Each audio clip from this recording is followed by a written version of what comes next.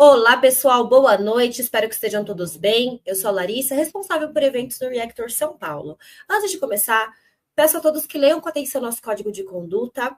Resumidamente, pedimos a todos que sejam amigáveis e respeitosos, pois o Reactor é um lugar onde todos são bem-vindos. Lembrando que essa sessão será gravada e estará disponível no nosso canal em 48 horas. Usem o chat para mandar suas dúvidas, seus comentários, suas perguntas, que nós estamos aí no chat para tirar as dúvidas de vocês. E também vamos mandar os links relacionados a esta série de eventos no chat para vocês. Bom, hoje vamos para mais uma sessão da Elas na IA 2025, sendo que hoje é a nossa segunda aula de conteúdo. Lembrando, então, os detalhes dessa série, meninas. Temos um quiz na plataforma maismulheres.tech. O link já vai ser enviado aí no chat para vocês. E o comentário desse link vai ficar como comentário fixado aí no chat, para que vocês encontrem o link com facilidade. Existe também um e-mail para suporte com qualquer dificuldade relacionada à plataforma, que eu vou enviar para vocês no chat também. E com alguma dúvida que vocês tenham sobre a série em si, sobre inscrição e etc., nós temos um e-mail do Microsoft Reactor que vocês também podem enviar. Lembrando que as dúvidas que vocês enviarem por e-mail podem levar até 72 horas para terem retorno, tá bom?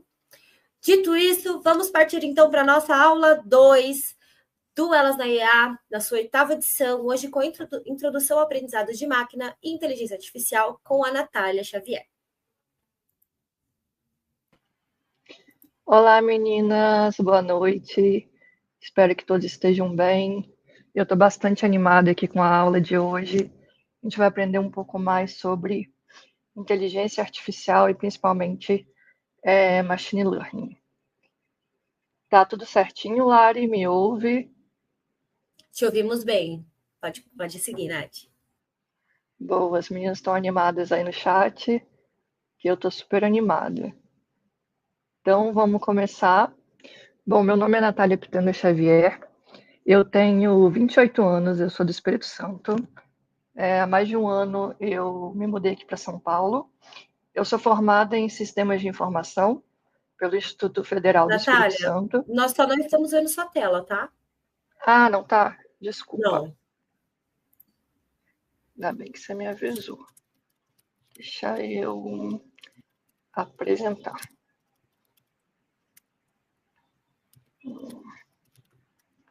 Tela. E agora, consegue ver? Agora sim. Boa. Vemos certinho. Então, meninas, como eu estava falando, eu sou formada em Sistemas de Informação, eu sou fundadora do App República, uma startup que eu idealizei na faculdade para ajudar estudantes a encontrarem vagas em repúblicas. Tenho 8 anos de experiência na área de TI, fiz especialização em práticas ágeis e gerenciamento de produto, participei também do Elas na IA na turma de 2021, desculpa.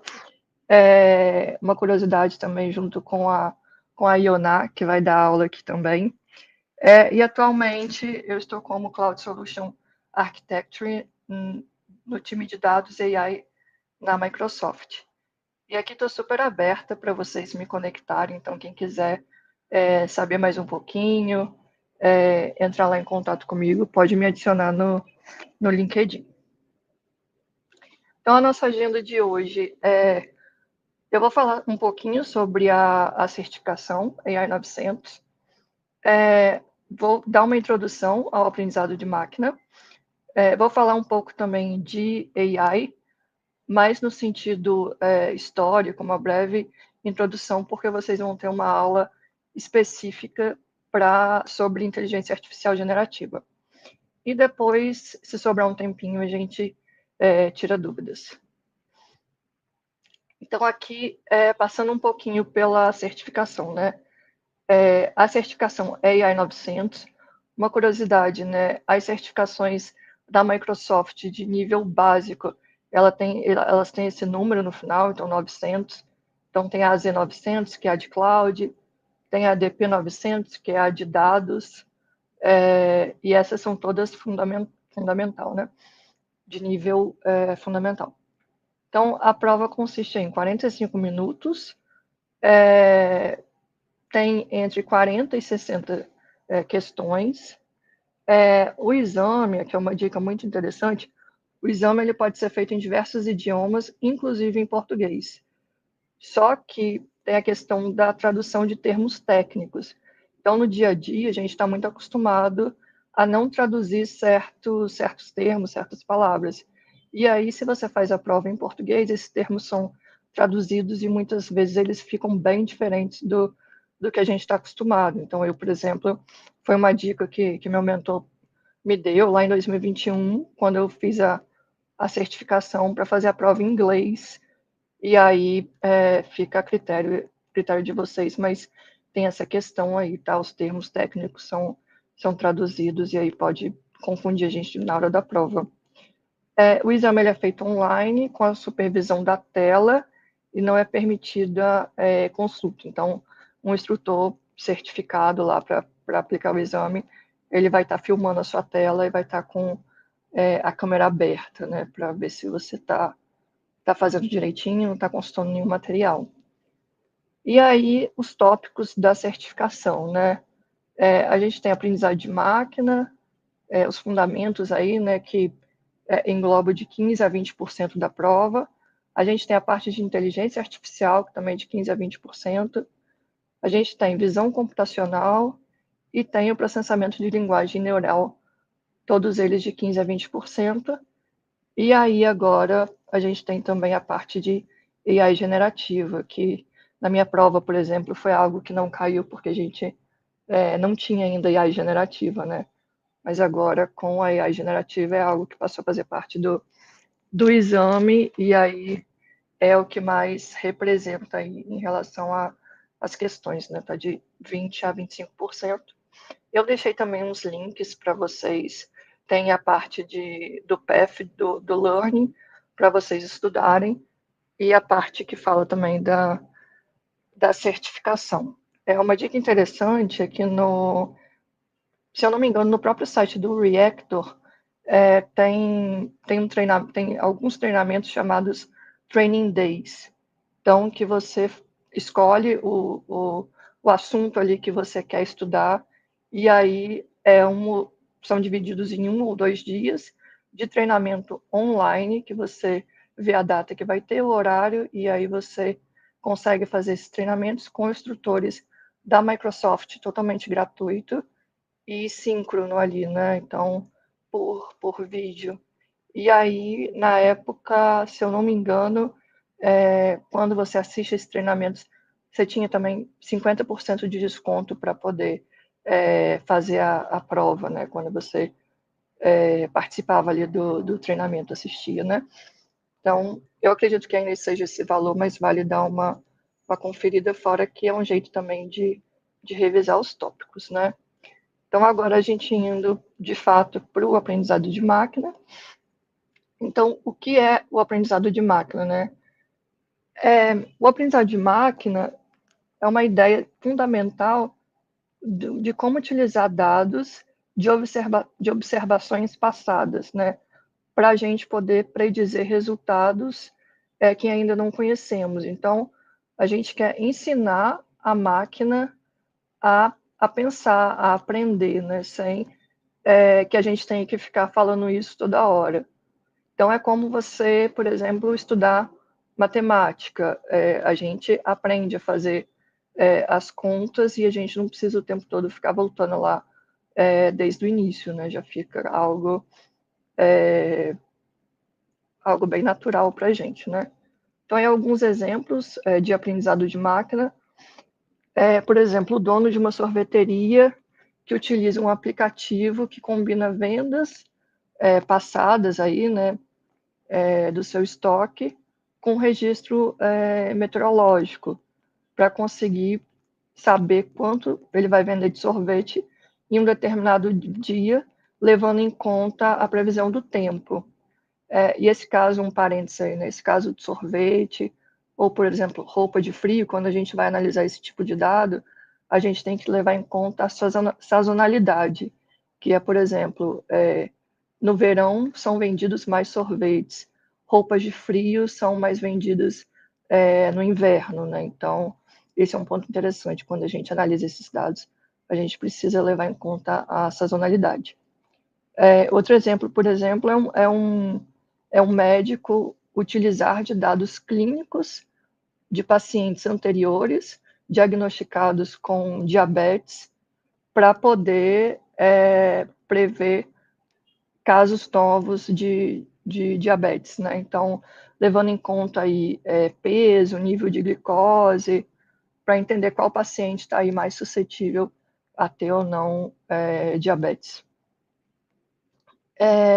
Outro caso também, nosso terceiro exemplo, é um pesquisador na Antártica utilizar de observações aí, né, passadas de um dataset para automatizar uma identificação de diferentes espécies de pinguim, com base aí nas medições das nadadeiras, do bico e outros atributos físicos dos pinguins. Bom, e aí um exemplo, né, mais um exemplo para a gente entender. O aprendizado de máquina ele é muito baseado em matemática e em estatística também.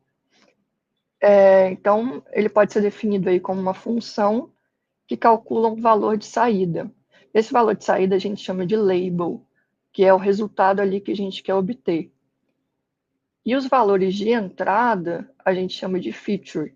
Então, vocês vão ouvir muito esse termo, label e feature. Então, é bom a gente gravar. E aí, um cenário aí para a gente entender label e feature, né? Pensa num dataset, né, numa tabela, que as colunas são características de imóveis. Então, a gente tem aqui o tamanho, a gente tem a quantidade de quartos, a gente tem a quantidade de banheiros e a gente tem aqui o endereço. Então, eu passo para o meu modelo, né, esses dados e também aqui o label. Então, eu tenho o preço também, que é o meu resultado, né, que é o que mais para frente ali eu quero predizer. Eu passo todos esses dados para o meu modelo e aí, com base nisso, depois de treinado, se tiver tudo certinho, ele vai conseguir me dar o valor aí de saída baseado em novos dados de tamanho, quantidade de quartos, banheiros e a localização. Então, basicamente é isso. Eu tenho as features, que são as características, né, os dados de entrada, e eu tenho o label, que é o meu rótulo, né, o meu resultado que eu quero encontrar.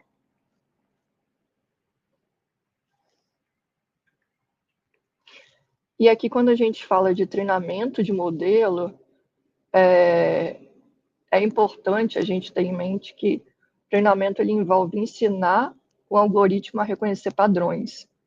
Então, como que a gente ensina esse algoritmo a reconhecer padrões? Através da nossa base de dados. E aí, para que ela possa tomar as decisões, né, fazer as previsões com nossos novos dados, né, com base nos novos dados, que é isso que a gente quer. Então, imagina que a gente tem um dataset aí, usar o exemplo anterior, né, com dados de imóveis, né, então, com tamanho, com quantidade de quartos, banheiro, a localização e o valor desses imóveis, né. Então, se eu estou treinando meu algoritmo, eu tenho que dividir a minha base, né, em uma base de teste e uma base de treino.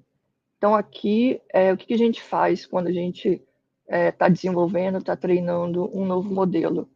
Geralmente, a gente separa isso randomicamente, né, de forma aleatória, uma parte para treino, que é a nossa maior parte. Então, aqui nesse exemplo tem 75-25, mas pode ser 70-30, 80-20, depende muito do contexto.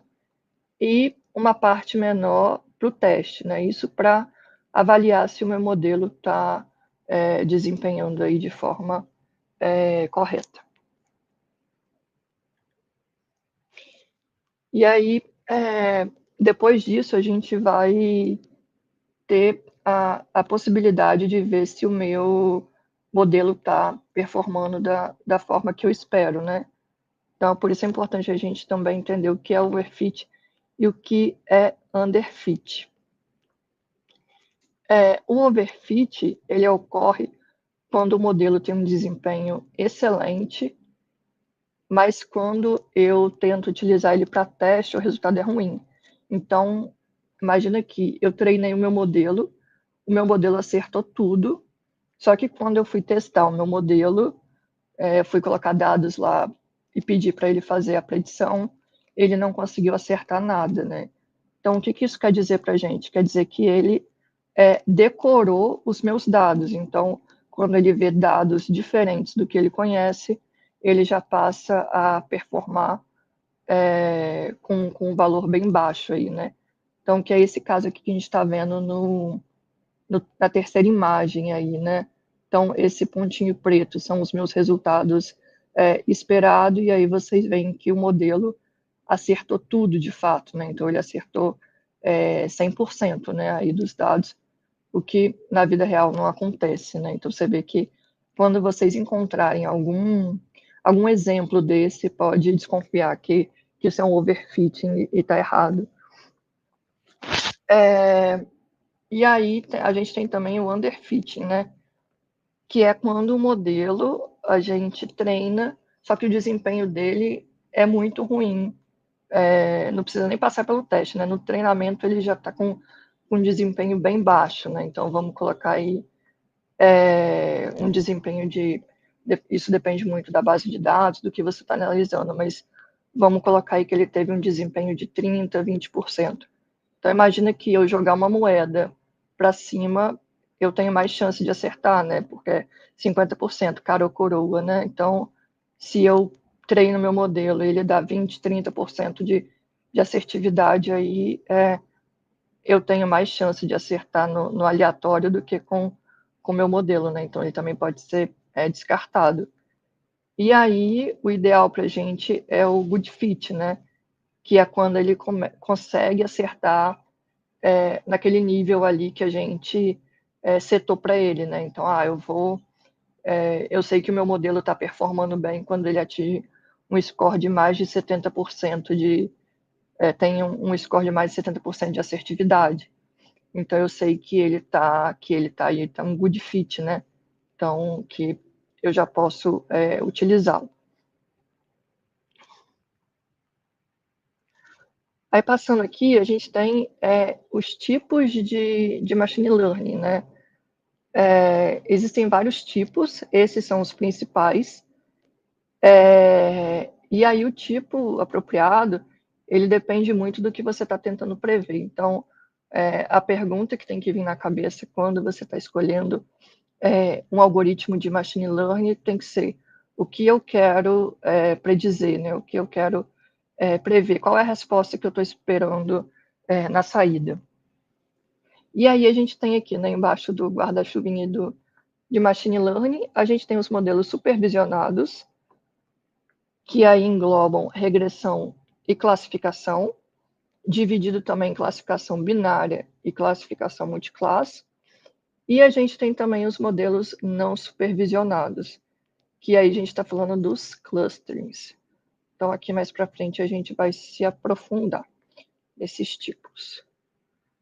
Bom, aqui quando a gente fala de aprendizado supervisionado, ele é um termo que a gente usa nos algoritmos, que os dados de treinamento, eles incluem os valores de feature e os valores de label. Então, eu passo as características para o meu modelo e eu passo também os resultados na hora de fazer o treinamento, né? Então, imagina aquele dataset das características dos imóveis e a coluna de preço. Então, eu passo esses valores para o meu modelo. Então, quando eu falo de aprendizado supervisionado, é que ele tem as features e tem a coluna de label também, característica e valor. E aí, quando a gente fala de aprendizado de máquina supervisionado também, ele tem sempre essa relação, né, entre as características e o resultado. Então, a gente voltando lá no nosso dataset de imóveis, né, então, o tamanho do imóvel, a quantidade de quartos, a localização, a quantidade de banheiro, ele tem relação, ele tem uma relação importante com o valor desse imóvel, né? Então, quando eu mudo uma característica dele, o resultado também muda. E aí, então, quando a gente fala de regressão, que é o nosso primeiro subtipo aí do aprendizado de máquina supervisionado, ele é uma forma de machine learning que o resultado ele vai ser sempre numérico. Então, sempre quando vocês ouvirem regressão, pensa em número, em valor, em preço, que vai ficar um pouquinho mais fácil de lembrar na hora da prova também. Então, por exemplo, né, quando a gente fala do número de sorvetes vendidos em um determinado dia, com base na temperatura, na velocidade do vento, a gente está falando de valores, de número. Então, regressão. Quando eu quero prever um número, eu estou falando de regressão. O preço de venda de um imóvel baseado na metragem, no número de quartos, eu também estou falando de número. Então, a gente está falando de regressão. A gente também tem a classificação, que é uma forma de aprendizado também supervisionado, em que o label, né, o nosso rótulo e o nosso resultado, ele representa uma categorização ou uma classe que existem dois cenários comuns. Então, a gente pode pensar que a classificação ela é excludente. Então, eu só posso ter um resultado quando eu falo de classificação. E aí, na classificação binária, a gente pode lembrar que ou é falso ou é positivo, né? Ou é 1 ou é 0. Ou está certo ou está errado, né?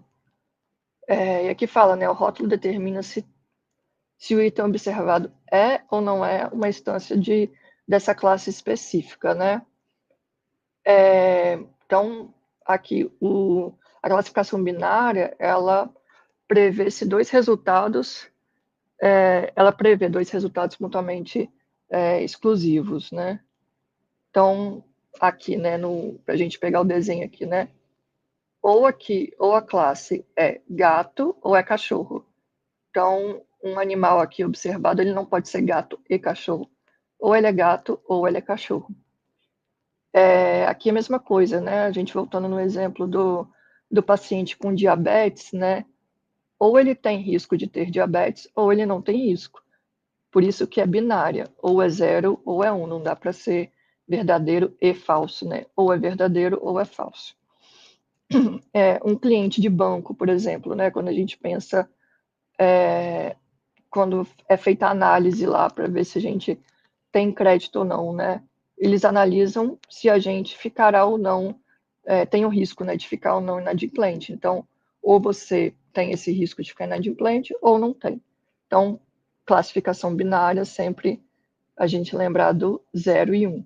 Regressão, sempre valores, preço, números, né?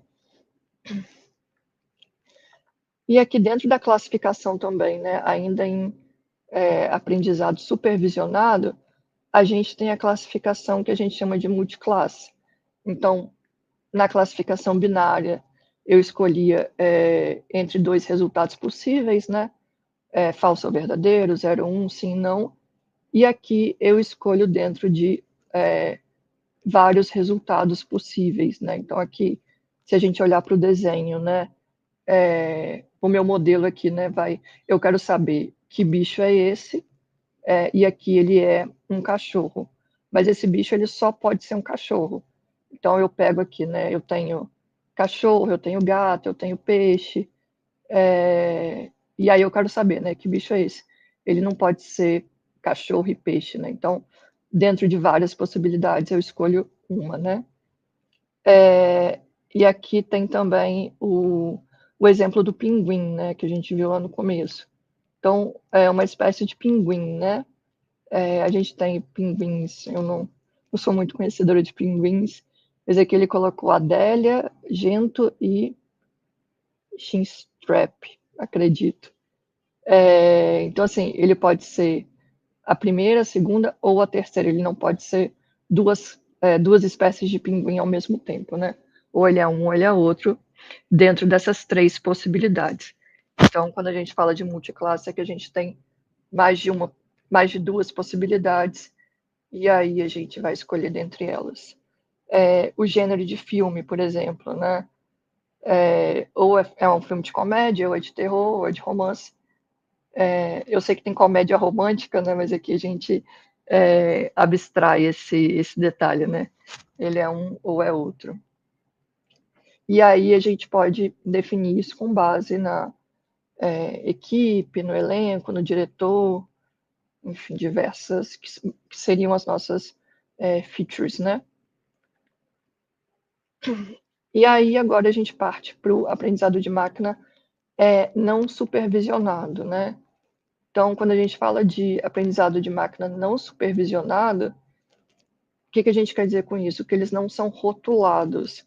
Então, a gente não passa, na hora do treinamento, a gente não passa um resultado para ele, eles não têm o label que a gente fala, né? Então, imagina, lá no nosso dataset de imóveis, a gente teria só as colunas de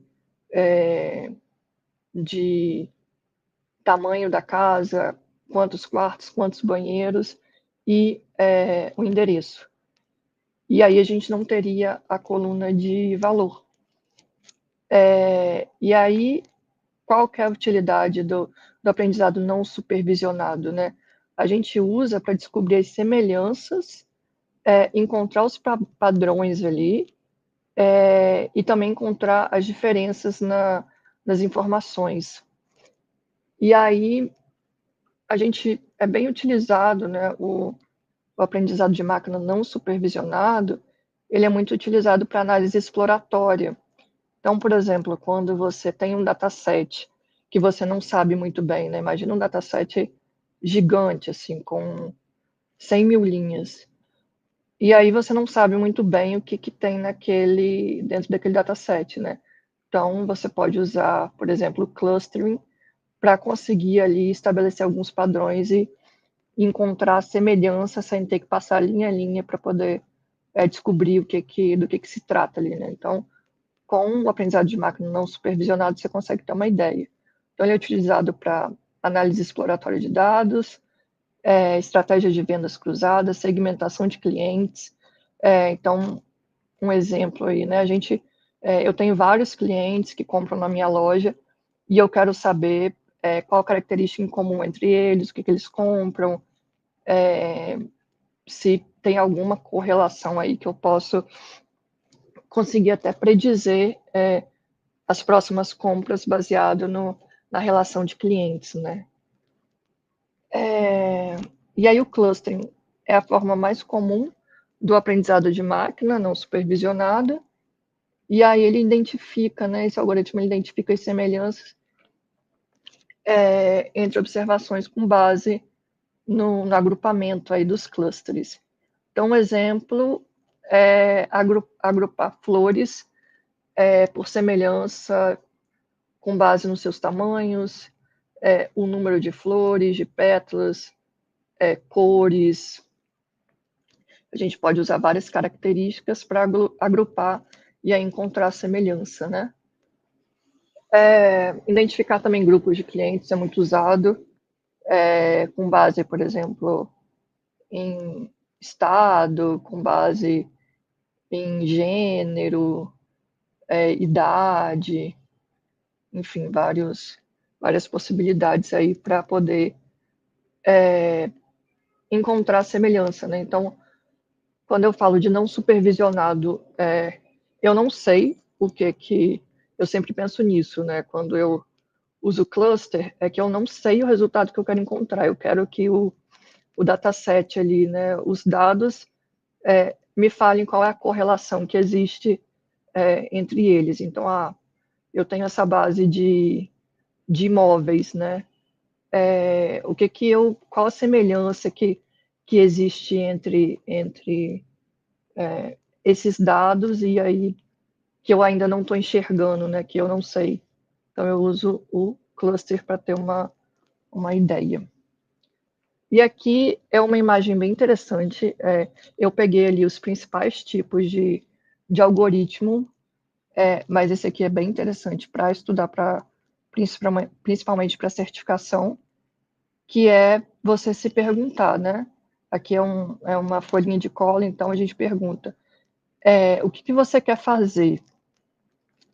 E aí você vem, eu quero extrair informações de texto. Qual é o serviço cognitivo, qual é o algoritmo que eu vou usar? E aqui tem a explicação de tudo. Eu quero fazer predição de valores, né? Então, regressão, e aqui os vários algoritmos que você pode usar para fazer essa regressão, dependendo do resultado que você quer encontrar, né? Por exemplo, descobrir estruturas, né? Você vai usar o clustering, então, quando você quer fazer essa análise exploratória, você usa o clustering. Só dar uma olhadinha no horário. Temos tempo ainda. E aqui vou falar um pouco do Machine Learning no Azure, que é um tema também que cai na certificação. E aí, só repassando, né? Quando a gente fala de Azure, Azure é a nuvem da Microsoft.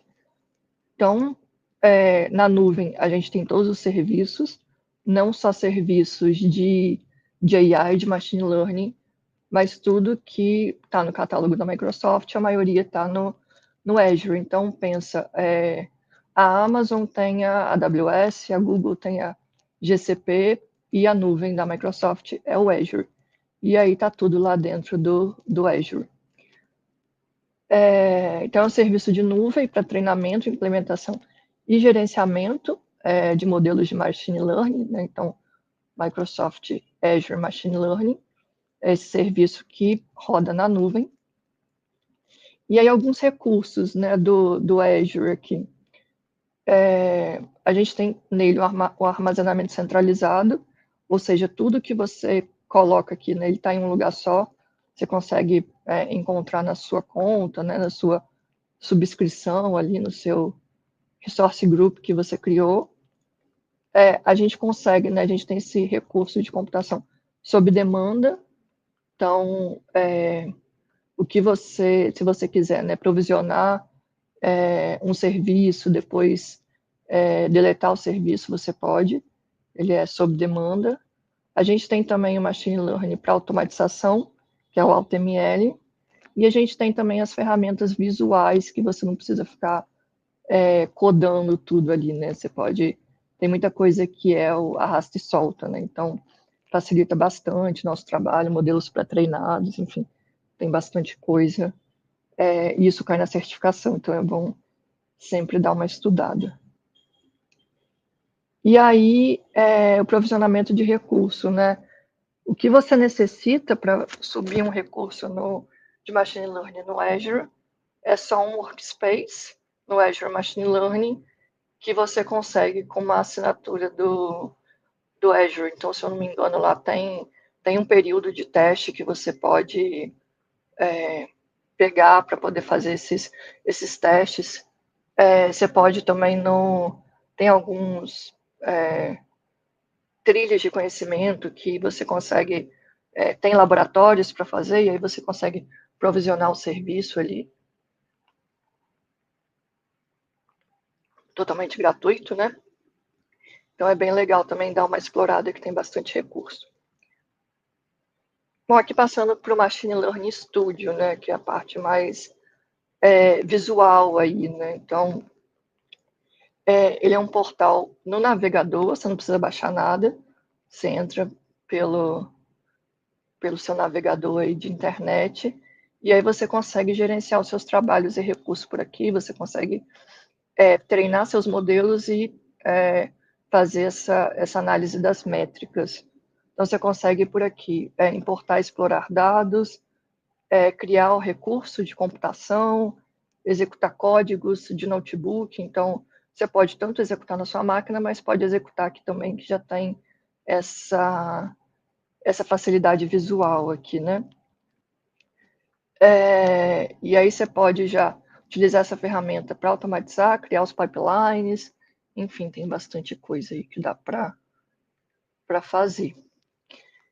E aqui eu trouxe alguns exercícios para a gente fixar o conhecimento, né? Então eu vou ler aqui junto com vocês e vou dar um minutinho para responder. A gente tem tempo, Lari? São 3 perguntas. Pode seguir, tá tranquilo. Ah, boa. Então aqui, ó, a primeira pergunta, né? Você deseja criar um modelo para prever o custo de aquecimento. Deixa eu pegar aqui até um recurso. Aqui, acho que vai ser melhor. Ó, você deseja criar um modelo para prever o custo de aquecimento de um prédio de escritório com base no seu tamanho em metros quadrados, e no número de funcionários que trabalham lá. Que tipo de problema de machine learning é esse? Então, a gente está falando de regressão, classificação ou clustering. O que vocês acham? Vamos dar um minutinho, Lari, para responder? Natália, eu tô vendo bastante A aqui. A, né? A, sim. Bastante resposta A. Maioria A. Ah, legal. Dá só mais um tempinho para o pessoal que ainda está em dúvida.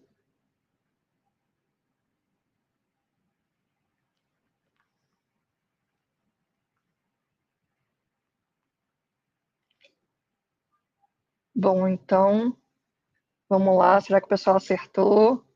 Vamos ver qual é. Vocês acertaram, pessoal. Regressão.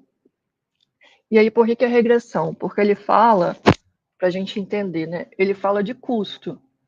Então, ele quer saber o custo de aquecimento, ou seja, é um valor é dinheiro isso, né? Então, é um valor numérico. E aí você vê que ele já está te dando, isso aqui é o label, né? Então, é o meu resultado. Ele já fala qual é o resultado e ele já me dá as características, né? Então, ele quer baseado, né, no tamanho em metros quadrados e no número de funcionários. E aí, por que não é classificação?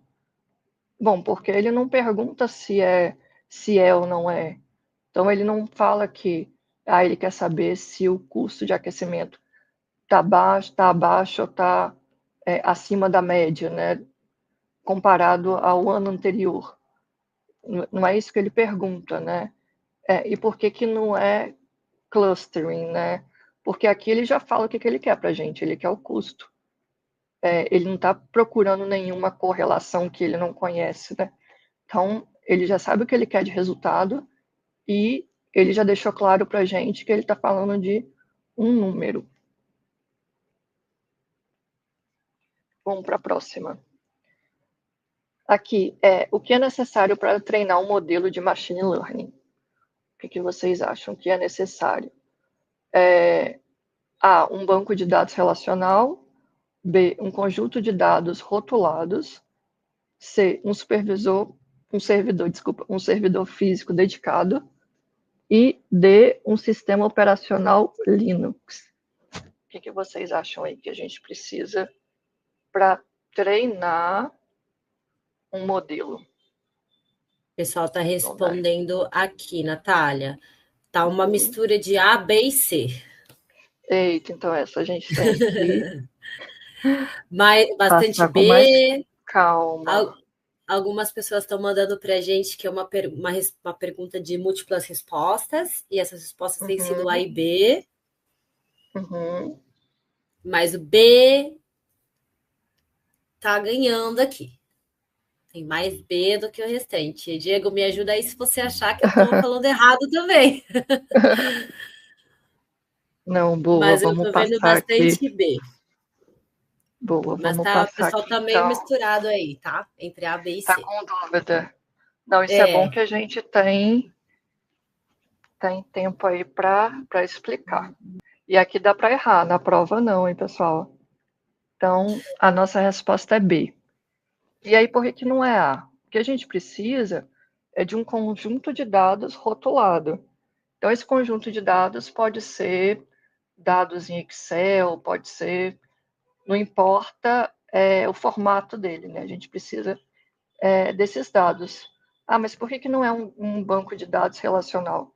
Não necessariamente, né? A gente pode extrair esses dados do banco de dados, mas eu não preciso ter um banco de dados relacional para isso, né? Então, o que eu preciso é dos dados aqui rotulados para poder fazer esse treinamento. Então, se ele vem de um banco de dados relacional, não relacional, se ele vem de qualquer outro, se tiver qualquer outra fonte, né, um SharePoint, se ele vem de não importa assim a origem dele, né, não importa a estrutura, eu preciso desses dados rotulados, né, eu vou, antes de treinar o modelo, eu faço um pré-processamento ali, eu trabalho nesses dados, coloco ele no formato que eu preciso para poder fazer o meu treinamento. Então, por isso não é um banco de dados relacional.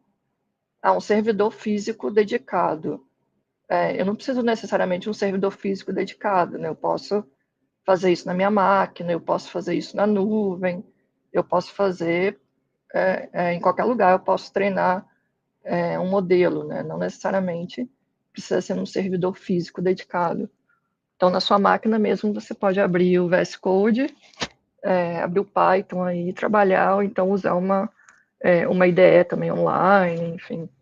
Então, por isso não é um servidor físico dedicado. E o sistema operacional também, pouco importa, assim, para a gente treinar o modelo, né? Pode ser, eu posso usar Windows, posso usar Linux, posso usar iOS, né? Então, enfim, não, sistema operacional também não tem aí, não afeta o nosso modelo, né? Espero que tenha ficado mais claro aí para o pessoal, Lara. Então, repassando, né? O que você precisa para treinar o modelo é um conjunto de dados rotulado.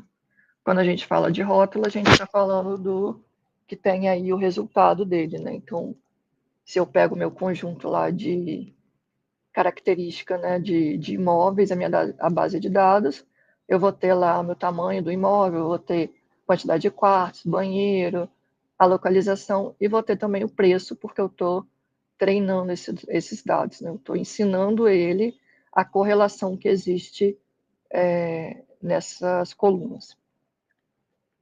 E aqui a última pergunta, antes da gente entrar em inteligência artificial, qual das opções abaixo representa um exemplo típico de problema de classificação? Essa aqui também é mais difícil, hein, pessoal? Letra A.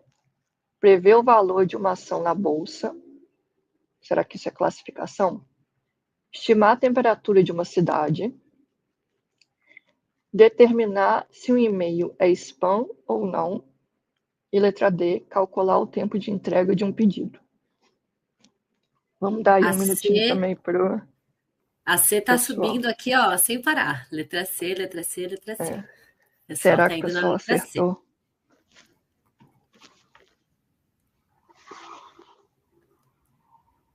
Será que é a letra C?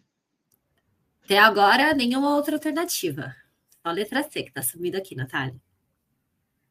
Não, então, bom demais. Opa, subiu um D aqui no meio, hein? Subiu uma letra D aqui. B também apareceu. B, não, então a gente vai explicar todas elas, mas realmente é letra C, determinar se um e-mail é spam ou não. Por que que isso é classificação?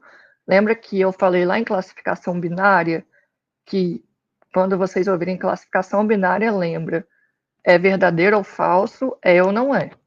E é que ele fala, né? É spam ou não. Ele tem duas alternativas, ou é sim ou é não. Isso é classificação binária. Quando a gente fala de prever valor de uma ação, eu estou falando o quê? De valor, eu estou falando de número, né? Dinheiro. Ou seja, é um valor aqui numérico. Quando eu falo de estimar a temperatura, também é um número. Seria classificação, por exemplo, se eu perguntasse se a temperatura em um determinado dia está acima ou abaixo do mesmo dia no ano anterior, né? Aí seria sim ou não. Então, aí seria binário. Como ele está perguntando, como ele está falando em estimar a temperatura, ele está falando de número. E aqui, por que não é AD? Calcular o tempo de entrega. Calcular o tempo também é uma medida Natália, numérica. desculpa te Oi? interromper. Deu uma Imagina. falhadinha no seu microfone. E agora, melhorou? Melhorou, agora voltou ao normal. Deu uma Ah, falhadinha. bom, falhou quando eu estava falando da D, Lari. Isso. Ah, bom, então voltando aqui, né? Por que não é a letra D? Porque quando eu falo de calcular tempo, também é uma medida numérica. Então, há 30 minutos, 10 minutos. Então, também é numérico. Então, isso também é regressão. Então, ficou claro aí, pessoal? Pode falar sim, não, qualquer coisa a gente volta, ou se não der tempo, vocês mandam depois no chat, no LinkedIn, que eu respondo. O pessoal tá E dizendo aí, que sim. Tá claro, tá? boa, boa. E aí, quando a gente fala de inteligência artificial, né? O que é inteligência artificial? A gente pode definir inteligência artificial como uma tecnologia que permite computadores e máquinas a simularem o aprendizado humano, né? Então, a simular aí o nosso cérebro. Tá? O microfone tá bom, Lari? Acho que vocês estão ouvindo, né? Então, a IA vai simular para a gente o aprendizado, a compreensão, resolução de problema, tomada de decisão. E também agora a gente já viu com o GPT que ela vai ter uma criatividade aí, por sinal, bem desenvolvida, né? E é isso que a inteligência artificial se propõe a fazer. Esse é o nosso objetivo, né? Simular a forma com que os humanos aprendem. Então, voltando aqui em 1950, né, que foi quando surgiu essa noção de IA, de se perguntando, né, Alan Turing aí, ele publica um artigo de computador que faz essa pergunta, né, as máquinas podem pensar? E aí o Turing também, ele é conhecido como o pai da computação, e ele introduz um teste chamado teste de Turing. Qual o objetivo dele com esse teste, né? O objetivo é um ser humano fazer perguntas e tentar distinguir se quem está respondendo o texto é um computador ou é humano. Então, ele tenta fazer com que o computador imite humano a ponto de que outro ser humano não consiga reconhecer, né, que está sendo respondido aí pelo computador, né? Então, não sei se vocês já viram, né, uma dica de filme, é o filme do Alan Turing, né? Agora me deu branco, eu ia falar o nome do filme, mas tem um filme bem legal dele, depois vocês procuram, se a Lari também souber, ou o Diego. E aí em 2022 a gente entra na AI generativa, né? Que é quando surge o GPT e surgem os grandes modelos de linguagem, né? Ou LLMs, né? Large Language Models. E aí que aí vem essa mudança, né? Essa disrupção aí na AI, né? Então acho que é um divisor de águas aí, né? Tudo que a gente conhecia até 2021 aí, sobre AI, e aí uma nova era com os modelos de LLMs, né, com o GPT, enfim. E aí eu não vou entrar muito, tá, pessoal, no tema de AI generativa, porque vocês vão ter uma aula só disso. E aí quando a gente olha para a linha do tempo, né, acho que o nome, não lembrei agora, acho que o nome do filme é O Jogo da Imitação, se eu não me engano. Vale a pena ver, que fala sobre o Turing, o teste de Turing. E aí a gente olhar para a evolução da IA, né, então, 1950 e nos anos 50, o campo da ciência da computação, ele começa a criar máquinas inteligentes, né, começa a tentar fazer com que essas máquinas repliquem o conhecimento humano, né, como o cérebro humano funciona. Em 59 é criado esse conceito, né, de machine learning, que é um subconjunto da inteligência artificial, né, e aí que começa a ensinar as máquinas a como aprender, né, como analisar esses dados para tomar decisão, fazer predição.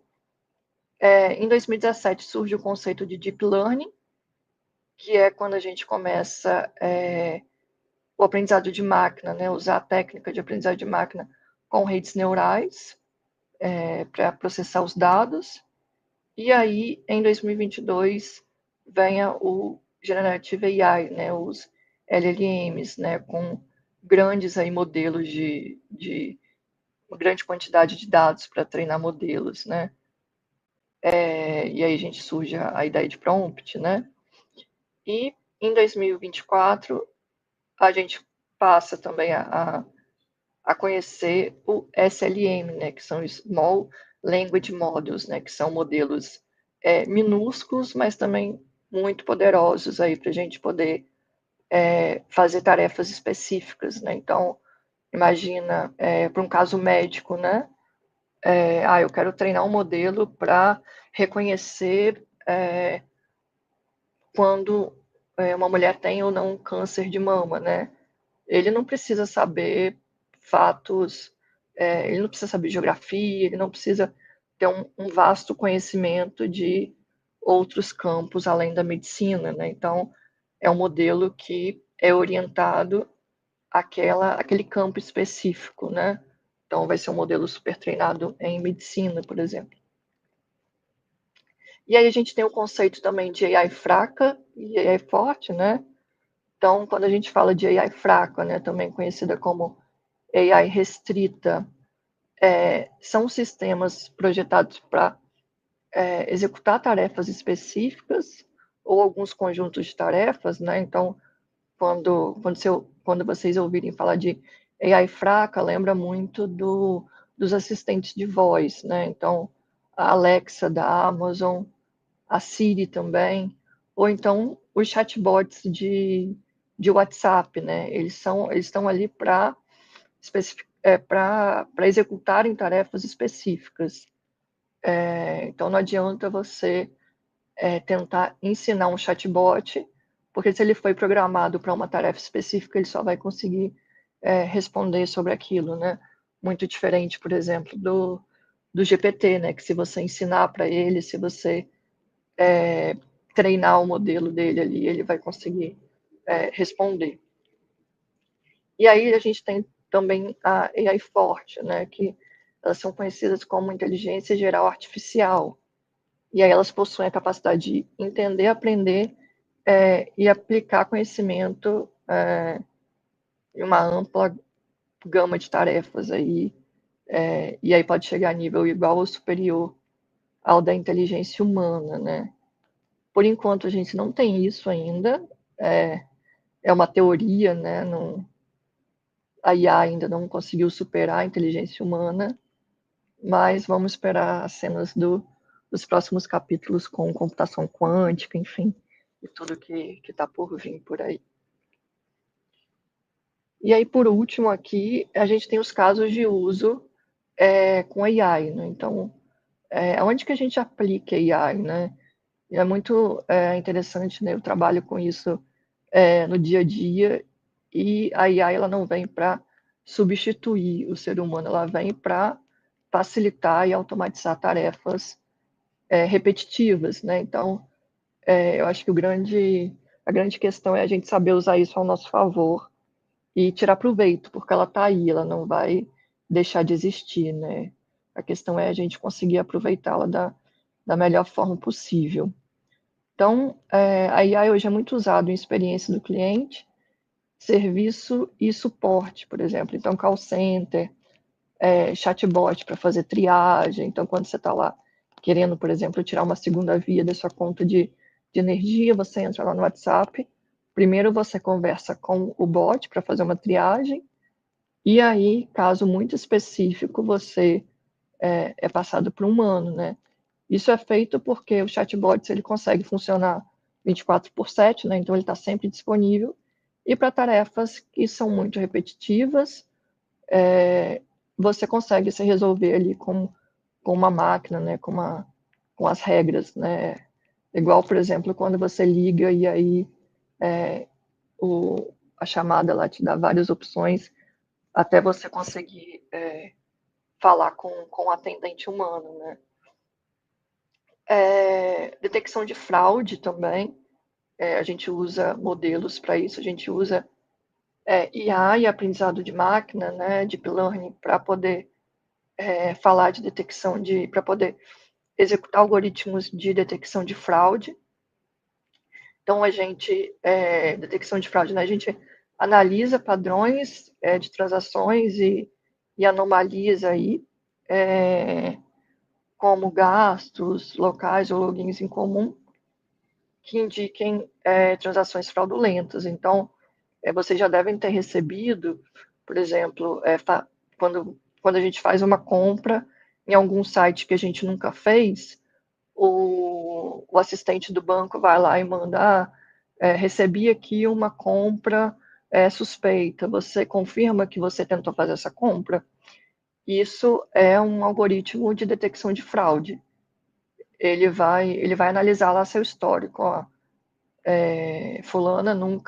Natália nunca comprou nesse site, não costuma comprar esse tipo de produto, isso pode ser uma fraude, o cartão dela pode ter sido clonado, roubado, e aí alguém está tentando comprar com os dados dela. E aí ele vai lá e te pergunta para você confirmar se realmente é você mesmo. Então, o banco ali ele tem um algoritmo que tem todo o seu histórico ali de compra, enfim, de transações bancárias. Quando ele vê algo fora do comum, fora do horário que você costuma comprar, esse algoritmo ele apita e aí tem algumas maneiras de tentar evitar que essa compra fraudulenta, né, aconteça. E aí também ele é muito usado para recursos humanos e para recrutamento, né? Então a gente sabe plataformas conhecidas aí de recrutamento, a gente sabe que quando a gente envia o currículo, primeiro é feita uma avaliação, né, com inteligência artificial, com modelo, para ver se tem um mínimo ali de aderência com a vaga, para depois ser passado para o recrutador, né? Você imagina vagas, né, com mais de 1.000, mais de 2.000 aplicações, eu acho que é humanamente impossível, né, de analisar essa vasta gama de currículos no tempo que o profissional tem ali para contratar, né? Então, primeiro é feito esse filtro, passa pela IA, né, da plataforma, vê ali os quesitos que o profissional ali de recursos humanos apontou como necessários para prosseguir na vaga, e aí, depois de feito isso,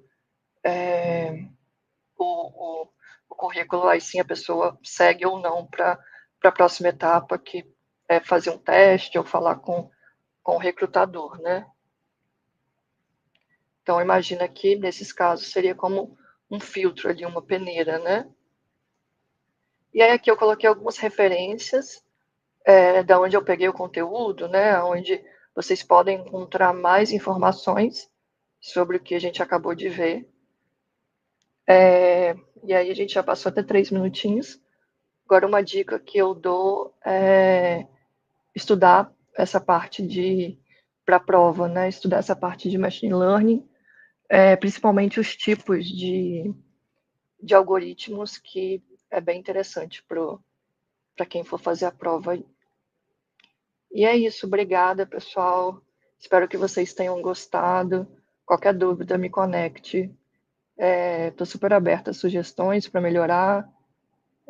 Essa acho que foi minha primeira aula que eu dou pro Elas na IA.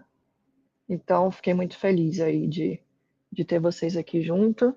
E estou à disposição. Obrigada.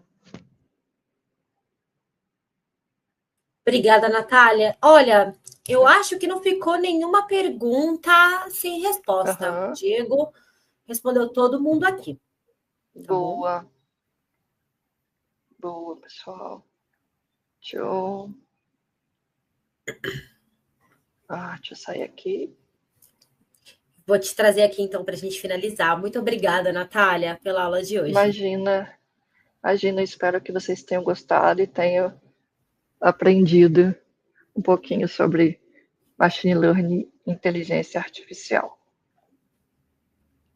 Com certeza. Muito obrigada, Natália, pelo conteúdo de hoje. Estou vendo aqui que o pessoal falou que foi incrível. Diego, muito obrigada pelo apoio aí no chat. Eu vi aí que você respondeu todo mundo, tirou as dúvidas das meninas, mandou os links para o pessoal. Foi um prazer também ter você aqui conosco, dando esse suporte aí no chat. Para a gente finalizar, então, lembrando, pessoal, quiz. Considerem aí até 24 horas para ele ficar disponível, tá bom? Vimos aqui, né, que tem pessoas que já vêm, tem pessoas que não, que demoram um pouquinho. Pensando aí que é muita gente acessando a mesma plataforma, então considerem até 24 horas, tá bom? Para vocês terem acesso ao quiz. Qualquer dúvida, tenho relacionada à plataforma, tem um e-mail aí no chat para vocês, tá bom? Qualquer dúvida que não seja relacionada à plataforma, podem entrar em contato comigo. O e-mail do Reactor está lá no nosso site para vocês, mas ele é bem simples, reactorsaopaulo@microsoft.com. São até 72 horas em ambos os contatos para terem retorno, tá bom? A plataforma para que vocês tenham acesso ao quiz de cada aula e também aos materiais tá no comentário fixado, pessoal. O link já tá no chat, tem um comentário fixado com esse link, tá bom? Para que vocês possam acessar o conteúdo e o quiz de cada aula. As gravações ficarão no nosso canal do YouTube, mas na plataforma também vai ter o link direto para cada uma delas, identificando.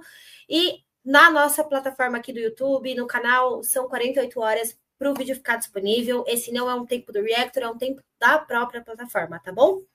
O e-mail do Reactor, sim, é para entrar em contato comigo. O e-mail da plataforma é diretamente com o Makers Coach, tá bom, pessoal? Para a gente finalizar a nossa sessão de hoje, temos uma pesquisa de satisfação, tem um QR Code na tela, o link aí no chat para vocês também. Dê a sua opinião sobre a nossa aula de hoje. Manda para a gente também conteúdos que você quer ver aqui, tá bom? É muito importante para nós saber aí o que você procura estudar gratuitamente aqui no Microsoft Reactor. Muito obrigada pela sua participação ao vivo, também aos que verão vídeo sob demanda no nosso canal. Nos vemos na quarta-feira, na nossa próxima sessão.